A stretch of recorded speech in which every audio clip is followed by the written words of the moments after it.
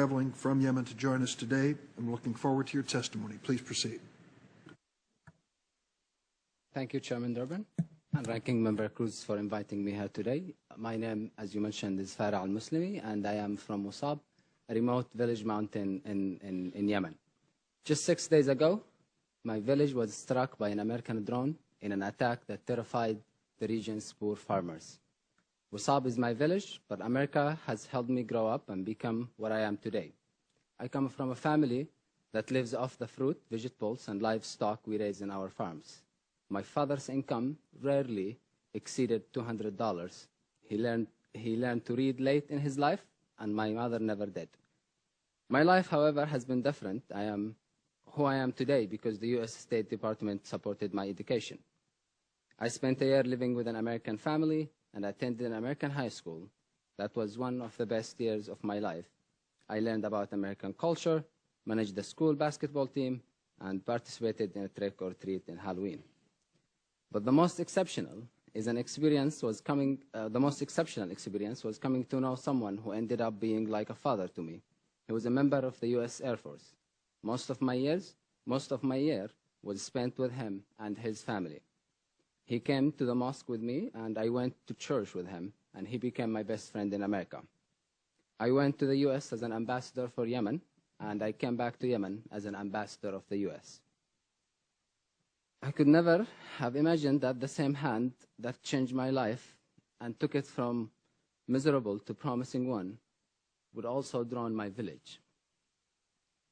My understanding is that a man named Hamid al-Radami was the target of a drone strike.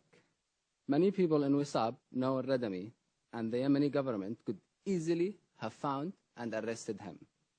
Al-Radami was well-known to government officials and even local government could have captured him if the U.S. had told them to do so. In the past, what Wisab's villagers knew of the U.S.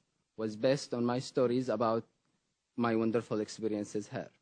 The friendships and values I experienced and described to the villagers helped them understand the America that I know and that I love. Now, however, when they think of America, they think of the terror they feel from the drones that hover over their heads, ready to fire missiles at any time. What a violent militants had previously failed to achieve, one drone strike accomplished in an instant.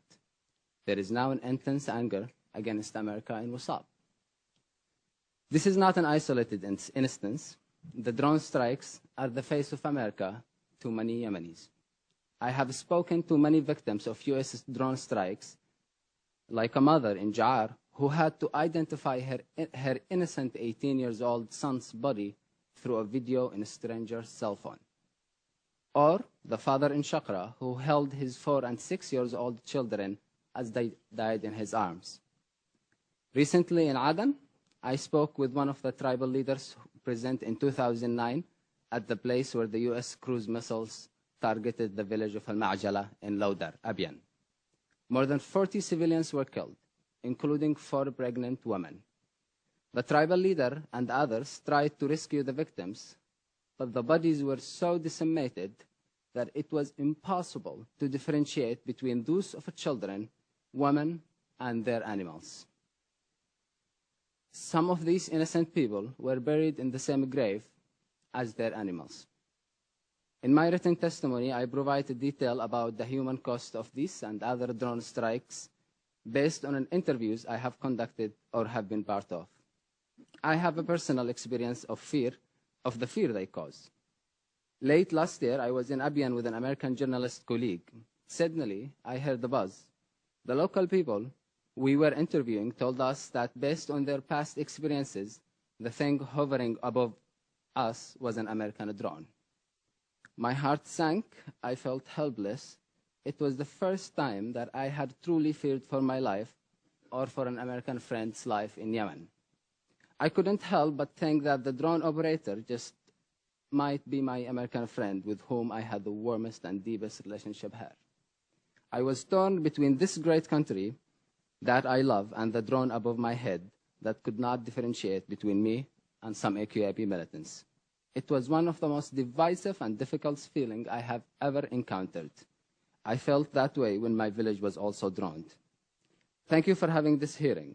I believe in America, and I deeply believe that when Americans truly know about how much pain and suffering the U.S. airstrikes have caused and how much they are harming efforts to win hearts, minds, and ground in Yemen and hearts and minds of the Yemeni people, they will reject this devastating targeted killing program. Thank you. Thank you, sir.